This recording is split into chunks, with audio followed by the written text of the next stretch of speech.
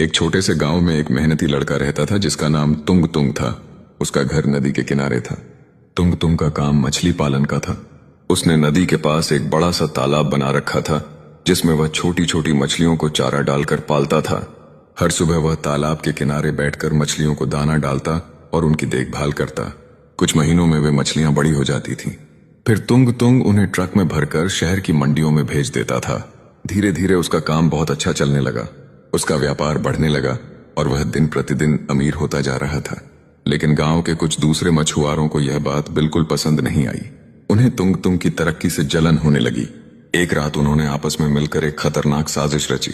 आधी रात को जब तुंग तुंग सो रहा था तो वे चुपके से तुंग तुंग के तालाब के पास आए और उसमें एक बहुत बड़ा मगरमच्छ छोड़ दिया। अगली सुबह जब तुंग तुंग तालाब के पास पहुंचा तो उसने देखा कि बहुत सारी मछलियां गायब थीं। कुछ मरी हुई मछलियां पानी के ऊपर तैर रही थीं। यह देखकर तुंग तुंग बहुत परेशान हो गया। उसे समझ नहीं आ रहा था कि आखिर उसकी मछलियों के साथ क्या हो रहा है। उस रात तुंग तुंग ने फैसला किया कि वह तालाब की निगरानी करेगा। वह एक पेड़ के पीछे छिपकर भाला लेकर बैठ गया। चारों तरफ गहरा अंधेरा था और सिर्फ झींगुरों की आवाज सुनाई दे रही थी। कुछ देर बाद पानी में जोर की हलचल हुई। तभी पानी के अंदर से एक विशाल मगरमच्छ धीरे धीरे बाहर निकलने लगा। उसकी आंखें चमक रही थीं और वह मछलियों को निगल रहा था। तुंग तुरंत समझ गया कि यही उसकी मछलियों को खत्म कर रहा है।